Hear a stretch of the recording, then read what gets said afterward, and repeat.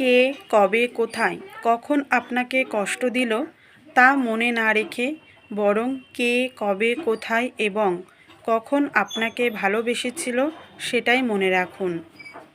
আপনাকে হাজারজন ঘৃণা করতে পারে, অনেকেই অপছন্দ করতে পারে, কিন্তু এসব যদি আপনি মনে রাখেন তবে এসব ভেবে কেবল কষ্টই পাবেন, আর কিছুই নয়। দিন শেষে কারোর মন থেকে ভালোবাসা পাওয়াটাও যে ভীষণ গুরুত্বপূর্ণ। আর এই যে ভালোবাসার কাছে হাজার জনের ঘৃণা কেবলই তুচ্ছ। পৃথিবীর প্রত্যেকটা মানুষই কারোর না কারোর কাছে খুবই গুরুত্বপূর্ণ, তেমনি আপনিও কারোর না কারোর কাছে খুবই গুরুত্বপূর্ণ।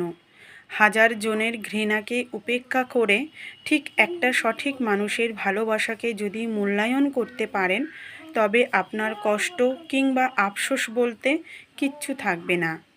সেই একটা মানুষের ভালোবাসা আপনার মনে এনে দেবে প্রশান্তি। তবে একটা অদ্ভুত ব্যাপার কি জানেন, মানুষ সবসময় শুধু ঘৃণা কিংবা অবহেলাটাকেই মনে রাখে, ভালোবাসাকে নয়। ছোট্ট এই জীবনে কত মানুষ যে আমাদের নীরবে নিভৃতে ভালোবেসে যায় সেই খবর আমরা কজনেই বা রাখি।